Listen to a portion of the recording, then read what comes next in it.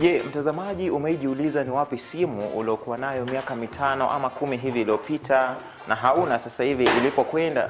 Na je, vipi kuhusu ulionayo sasa hivi, itakuwa wapi miaka 5 ama 10 hivi ijayo? Ndio swali ambalo tunataka kulizungumzia ndani ya kipindi cha Kazi na Mali. Manake leo hii tunazungumzia masuala ya uhifadhi bora wa takataka ya elektroniki ama ukipenda e-waste management. Papa hapa kutoka eneo la WE Center, eneo la Utawala, na bingwa ambaye atatuwezesha kuangalia swala hili zima anakwenda kwa jina la Walter, ambaye amesimama hapa na anatuelekeza kwa uzuri zaidi kuhusiana na swala zima hili la e-waste management. Karibu sana bwana Walter. Asante sana. Simu uliokuwa nayo miaka 5 wewe ulipeleka wapi, ukaitupa, ilienda wapi? Simu yangu ya kwanza ilipotea hiyo, but ya pili nilimake sure imekuja hapa. Ulileta hapa? Nilileta hapa. Sasa tablet, simu, hivi vifaa vidogo vya nyumba. So karibuni sana. Asante sana. Umesema hapa ndani vizuri kuvalia mask, si kwa sababu ya virusi vya corona tu, lakini pia kwa sababu ya kisha kwamba hapa ndani kuna yale matukio ambayo ni maalum, na hapa ndani kutokana na vifaa vilivyowaka hapa vya elektroniki lazima tujitunze vizuri. Haya, inaitwa electrostatic dust. Hiyo kwa Kiswahili sijui kama ina jina. Tafakari. Alright, so hebu tuelezee bana. Naona hapa ndani kwenye kiwanda hiki, ndio hapa ndani kwenye hori hili zima naona kuna vifaa, si simu tu, kuna radio za kitambo, kuna televisheni zile za migongo zile za kitambo. Tuelezee kuhusiana na humu ndani. Karibuni. Hii ndio WE Center workshop penye dismantling inafanywa. Yes. So tukizipokea, mtaniruhusu nichanganye lugha. Changanya kwa raza. So when we receive electronic waste, this is the receiving area where it is stored before it is processed. So once we receive, you can see there are all fractions from small appliances to large appliances. Ukiingia ndani utaona kuna water dispenser, hizi printer za kitambo, utu tudogo kama headphones, simu kama hiyo yenye umeshikilia. So once we receive them here, kuna technician uka hapa penye inventory inachukuliwa. So inventory yenyewe ni weighing, tujue ni kilo ngapi mtu amedispose, and tuna test pia, because from this machine you're able to tell this client has disposed 10 kg, 20 kg, 1 ton, because tukana partners wengine wenye wana dispose large amount of electronic waste. So zikipimwa, zinachukuliwa serial number and then zinatestiwa. Most of the electronic waste we receive, not all of them are dead. So once they are tested, we are able to tell if they are computers, tutatest kama zime meet thresholds. If they meet the minimum threshold of Core i5 for GB500, of course we discuss with the partner so that they are refurbished and donated to schools. But if they fail completely, you mean you understand what I mean when they fail? Yes. Testing, it means they are dead completely. And now after inventory, they are taken to the dismantling table. Upande huu sasa. Now you can see there are technicians, dismantling technicians, dismantling printers, all those components, computers, everything to do with electronic waste is dismantled on this particular table. So because the dismantling that happens here ni, ukisema dismantle unamaanisha nini? Ku separate, yes. Depending on the chemistry and the class of the component. For example, plastic is separated from the device, and it's, there's separation of components, and then once they're separated, their special places trace, where they are even labeled round. You can see their circuit boards, DVD drives, power supply units. There is plastic, there is iron, and the small appliances like screws, batteries are stored on that particular. Kumaanisha kwamba kila kitu kikisha tawanyishwa hapa na kuwekwa kwenye sehemu zake, kama ni chuma kitaingia mahali pa vyuma, plastiki ingia mahali pa plastiki, vivyo hivyo kwa mpangilio maalum. Kwa mpangilio. Yes. Sasa after separation, we have partners that we work with to actually reuse the particular, if it's plastic, if it's iron, if it's all these fractions, motherboards. Ndio maana hata mkiingia from the gate, you can see there are poles painted blue, green and white. Those ones are made from molded plastic. Kuna milango, kuna fraction tofauti tofauti. Hata viti zenye mnakalianga siku hizi. Zinatengenezwa kutoka recycled plastic. Yes. Yeah. Kwa hivyo umuhimu hupo sana kwamba hivi vifaa vikishatumika kuna umuhimu wa kuviweka mahali pazuri, kuvihifadhi vizuri, kwa sababu baadaye vitatumika kwa kutengeneza vitu vingine vizuri zaidi, na pia kwa namna hiyo kutunza mazingira. So actually, when you have anything that is faulty in your house, in your office, from school, you actually need to understand that if it's useless to you, you know, it's end of life. It reaches end of life. It means it's useless to you and it's serving no purpose. You need to contact us, and so that we recycle it in an environmentally friendly manner. Because you understand all these electronic gadgets are made with heavy metals. Unaona hii circuit board yenye iko ndani? Yes. Ikana heavy metal. It could be lead. Hata lead inaonekana. Inaonekana kwa juu kabisa. So if you get into contact with it, unaona, if you get into contact with it, it is harmful for a prolonged period of time. Actually, ukizungumzia hivyo nakumbuka kuna story fulani tumeifanya kule Mombasa kuhusiana na kampuni ambayo ilikuwa inaachia madini ya lead kwa watu, na ikakuwa balaa zaidi. Watu wakawa walemavu, watu wakapoteza hata uwezo mwingine wa kuona, wakapata magonjwa ya kansa kama hivyo. So for any organization, they need to understand that, so that they dispose with us, we are able to handle every fraction of electronic waste. Because I can also attest to your story, because they are different partners. Once these, you know, there is a cycle. Once it leaches, kukinyesha, tumedispose ama tumechoma. Kama kuchoma, fumes tutavuta. Unaona? Na ziko harmful. Zinaweza kuwa na mercury, zinaweza kuwa na lead ndani, all those fractions of harmful gases. Tukiacha tu inyeshewe, hayo madini yanaingia kwa mchanga, and then skuma inakunywa. Utanielewa niseme kukunywa. Kweli.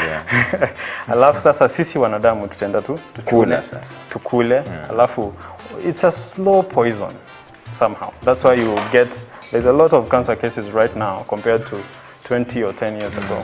Some cases are even under investigation by even the medical experts themselves. I understand ni inafanyika. Na sasa ni kwa namna gani mnapata hivi vifaa vyote bana?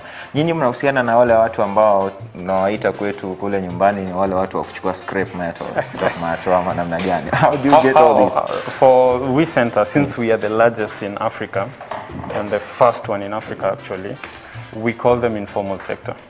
They are still part of the small competition, because wao wataenda wapate maybe printer ama ile CRT TV. After wamechukua, wao wanataka tu the valuables from it. Unaona? Wanataka kutoa ile copper yenye iko pale nyuma, and then hiyo nyingine wataki kujua penye. So sisi we are trying to work with them to ensure that everything of course they can take their valuables, but the fraction that remain, they all come to the hapa. Kwa hivyo mnahusiana nao kwa namna fulani, pia mnawasaidia pia nao kupata ajira na kipato in some way. Sana ajira. Great one. So this is the dismantling area umesema? Kutoka hapa baada ya kupangwa kuingiza kwenye hivyo vyumba ama hori hizo umesema za plastiki, za vyuma na masuala mengine kama hayo. Kutoka hapa tunaenda upande gani sasa? So kutoka hapa tutaelekea, tumepata njia ya kurecycle batteries. When you receive battery packs from solar companies or clients who dispose solar products, not all the batteries are dead. You can get out of maybe a pack of 8 cells, only 2 are super dead. The 6 are working. They can be recharged to full capacity and reused. Unaona? So instead ya kutupa yote, sisi tuna salvage the working ones, and then we use them to recreate an eco-friendly battery pack. So I will take you to the battery workshop so that you can see some of the things that we do there. The process. Asante sana mtazamaji, tufuate tuangalie tu swala zima la e-waste management moja kwa moja katika We Center iliyoko katika eneo la Utawala hapa jijini Nairobi.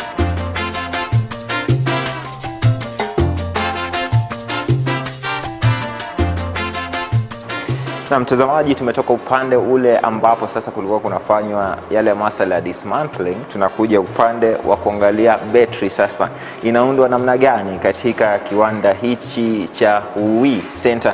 Moja kwa moja mtazamaji, ukiangalia mkononi pangu hapa nina kidude fulani hivi. Hiki kidude ni zile battery ambazo ndo zimetolewa kwa solar panels. Hizi sasa ndo kama hivyo, ni kama zimeharibika. Ukileta ile solar panel yako ambayo unasema si nzuri, wanadondoa hivi, wanapata hivi vidude ndani. Hizi ni zile batteries, na sasa hapa ndo wanaziangalia, je, gani ndio ipo sawa, gani ndio imeharibika, alafu baadaye inaundwa tena battery ambazo zitaingizwa kwa zile battery ambazo utazitumia nyumbani kwa solar yako ama kwa namna gani. Na bila shaka bado ninaye bingwa hapa kwa jina Walter, ambaye muongoza mwenzake hapa ambaye ndo bingwa sasa wa masuala hapa, engineer mwenyewe na mhandisi mwenyewe, atuelezee mambo namna gani. Bwana Walter, sasa hapa ndo kwenyewe, hapa ndo nini zinafanyika? Manake mimi naona tu vidude tu na mashine.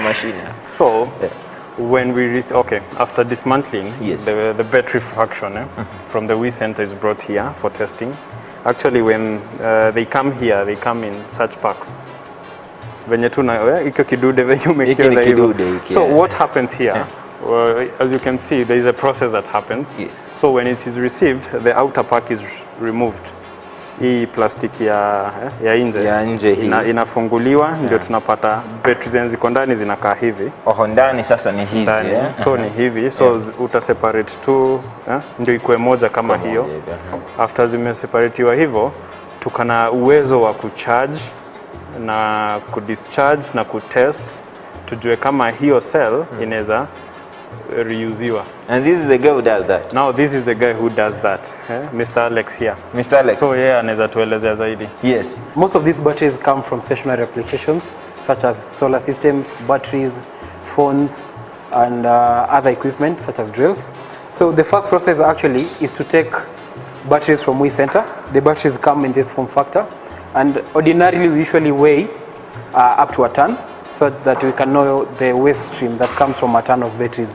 So the first process actually is to take away the plastic casing that's in the battery and the wires. So once you've done this, we usually weigh out of the 1,000 kgs how much is plastic waste and how much is wire waste. This is the data that goes back again to WE Center, so that it can assist their partners to know how much has been recycled from their companies. So after taking this, we have a twin battery pack, which we then split into two different ones, and the two different batteries are taken into a recycling machine that's coded internally in here, such that we have 46 data points, which shows the state of health, the charge capacity, the discharge capacity, and how the batteries has been handled in its lifespan and how it's been used. So once the batteries have been recycled in our machines, we can know which ones are good and which ones are bad. The purpose for that is we want to build a battery pack that only has a good battery percentage, such that it behaves as good as what we've calculated in our pack. So we have two products. We have an EcoSol and an EcoStore. So the EcoSol is 250 watts of battery storage, and the EcoStore is a 1 kilowatt of battery storage. The EcoSol takes 24 batteries, while the EcoStore takes 132 individual batteries of this. So in our recycling process, we actually have a 75% pass rate from the batteries, and the extra 25% goes back to WE Center, so that they can be taken to their other partners either abroad or locally. So the advantage of lithium batteries over lead acid batteries is we have a true 1 kilowatt hour battery, such that if it's advertised as 1 kilowatt hour battery, we have a 99% depth of discharge. This actually means is you can draw 1 kilowatt of battery out of this. When you come to lead acid batteries, like the old technology of batteries is when it's advertised as a 1 kilowatt hour battery, it can only discharge up to 50%. And again, this has a 4,000 charge cycle life, which means it can be charged and discharged 4,000 times. While the lead acid batteries, like we all know, it's usually replaced after every 2 or 3 years. So when it comes to return on investments, this is a bit expensive on acquisition, but after 3 years, you'll still maintain your battery and you'll already see your return on investment on your pack. Na mtazamaji, katika mchakato mzima wa e-waste management, haswa e-waste recycling, yani kuregesha vile vitu ambavyo vilikuwa vimekataliwa kazi na vianze kufanya kazi, tuko kwenye huo mchakato. Tumetoka upande ule wa battery, tumekuja hapa upande wa mashine kuangalia basi zile plastiki ambazo zimetoka ule upande mwingine zinakuja kudondolewa wapi, na masuala mengine kama hayo anavyokuwa anatuelekeza Bwana Walter, ambaye atakuwa anatumalizishia tu shughuli nzima, mchakato mzima wa e-waste recycling. Hapa sasa tuko kwenye, naona mashine makubwa tu hapa. Ile hapa karibu, kazi yake ni nini? Unasema kwamba tutaweza kuona ikifanya kazi kwa sasa kwa sababu haiko session. Sasa tuko, it's not a busy day for today. All right. So we have to get enough plastic from the other side, and then so that at least we have a continuous process. Tusilete fractions kidogo. Yeah. It does a lot of work within hours. Yeah. So when you from the We Center workshop, we were separating components. So the plastic that we receive from the other side, it comes here for shredding. So we have quite a number. You can see the sample plastics. We also work with the government to manage the electronic waste. This looks like zile laptops za watoto. Tablet zile za tablet za watoto zile. Okay. So hizi ni back cover, like plastics now. Yeah. So when they get here, they are shredded. This is a plastic shredder. So it shreds the plastic, and then we get fractions, small fragments of the plastic. Mnazaona kuna hizo plastiki zenye zimevunjwa kidogo. So these plastics are packed in very big bags, so that like these ones are ready. Unaona kama hizi ziko ready for a partner can come and so that they mold in whatever into other like the poles that now you saw. It was molded and then used to create plastic poles. Sure. We have more machines. As you can see, this is a CRT cutter. Zile TV za migongo ama ni kisogo. Mgongo. Ni mgongo ama kisogo. Unajua kila anyway, tuseme ni mgongo tu. So the CRT TVs or machines and computers zile za kitambo tunazipokeanga pia. Na tukizipokea, the plastic fraction is removed, separated. When it comes here, there is the copper element. Unaona hizo sasa ndio CRT projector ya nyuma hapo, ile ya nyuma inarusha zile miale ndio i display. So this is the glass tube hii ya nyuma, na kuna ile glass ya ku display. So inatumianga heat technology. Kuna wire inazungushwa, inahitiwa, and then ina melt hiyo glass ya chini na ya juu zinaachana. And then kuna phosphate gas yenye iko nyuma hiyo display glass. Inasakiwa to a vacuum, and then it's as good as it is as a chemical, so it can be reused again. So that is it for the CRT cutter. We have more. We have the incinerator. This is a pretty new machine. Depending on the fractions that we get, we have to analyze and see the chemical chemistry before we incinerate, because we just don't want to incinerate something that will expose the surrounding population into health issues. So basically incinerating, from the name, it incinerates. Sure. So we have another machine. This is the glass crusher. It crushes glass. The fractions that we get from CRT, the fractions, any form of glass is crushed by this machine into small fragments that can be reused. They're small grains. Sometimes we even reuse the grains because they are almost similar to sand, to cement or building, to recreate bricks, because they're sample bricks that we created. I don't know, but anyway, I'll show you later. It's okay. You understand that? Yes. Okay. So this is now the copper stripper. For the copper stripper, as I explained, when you get to the informal sector, wale wa scrap metal huko nyuma wanachukuanga the valuable. So wakipata copper kama hizi, zile cable kubwa ndogo kama hizi, wanazichoma ndio wa expose hiyo copper. Hiyo copper yenyewe Exactly. sasa. So when you burn copper, it becomes of low value, like it reduces the value of copper. But in We Center, actually, we strip it. We have a machine to strip it. We remove the plastic, and then the copper comes out as fresh as it is with its original value. Yes. Awesome. So I guess for that one, it's a forklift. Yenye madam amekanya. Kila mtu anajua kazi yake. Kila kitu. So from electronic waste, we actually can recreate art. So there are a number of arts that we can make. This is a Silicon Valley art. Kuna nyingine ilikuwa mahali, sijui penye tumeiweka. As you can see, you've seen the one that we were using the CEO's interview, the map of Kenya. These are circuit boards, and then we blend it with art just to create art, something beautiful out of electronic waste. So ndio hii hata ukiweka kwa ukuta it looks okay. Niache kujichocha sana. But it looks but cool. It looks cool. Yes. True. Kwa hivyo sasa hizi ndo mashine ambazo zinatumika sana katika kuhakikisha kwamba zile waste kutoka kwa mashine za kielektroniki zimecrashiwa, zile ambazo zimeharibika zimeregeshwa mpaka zinaanza tena kutumika kuunda vitu vingine na masuala mengine. So umesema kama viti, poles, milango. Unaona? Hata umesema hata tiles zile huko chini. Kuna zile ambazo zinaundwa kutoka na plastiki, kuna zile za glasi kama battery workshop. Floor yake yote hii ni ya glasi. Walichanganya glasi. Kwa hivyo hapa wakati mwingine mko ile inaitwa self contained. Unazifanyia kila kitu self contained. So it is an end to end solution. End to end solution. Hicho ndio Kiingereza kizuri. Nafikiri kwamba tumezungumza vizuri, tumepata kujua na kujua mchakato wote, yani the process and all. I think sasa kufikia hapo tu ni kumwambia mtazamaji namna gani, labda umwambie tu ile waste ambayo ile waste yako nayo nyumbani anafaa kutuona, alete huku sasa. Anaweza ambia marafiki wake walete, because najua haishi peke yake.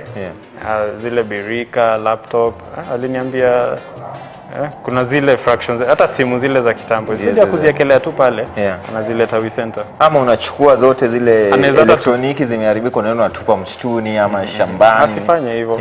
So hata kama ni mingi anaweza tueleza penye anaishi, sisi tu wenyewe tutakujia. Tendea moja kwa moja. Tunaziendea and then tutakwambia ni kilo ngapi. Na kama ni above 10 kg tunakupea certificate of disposal. Na bila shaka inakuwa vizuri maana umetunza mazingira na vile vile pia kwa namna moja au nyingine umecreate employment for other people hapa nje. Because we still work with the informal sector.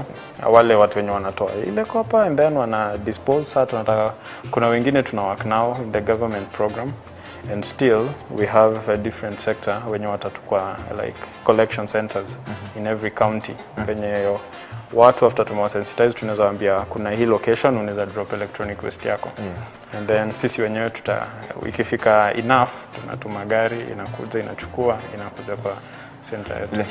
So inamaanisha kwamba it's a whole chain, untapped opportunities zenye zinaweza create employment na zaidi kutunza mazingira yetu katika ulimwengu huu tunaoishi.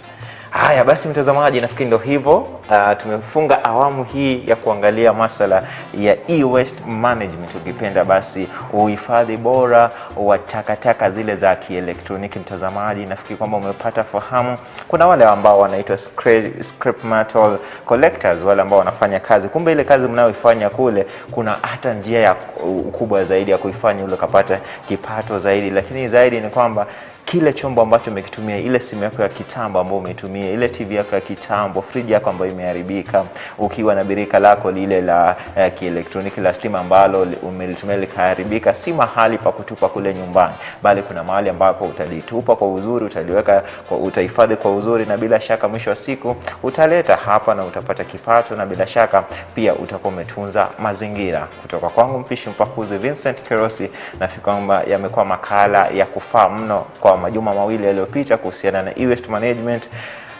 Nikwambie tu kwamba wakati mwingine Mola kirida tutafanya vizuri zaidi. Moja kwa moja hapa kutoka kwa We Center, ukipenda ni We inamaanisha nini? Waste Electrical and Electronic Equipment Center. Bila shaka tumeondoka. Asante sana.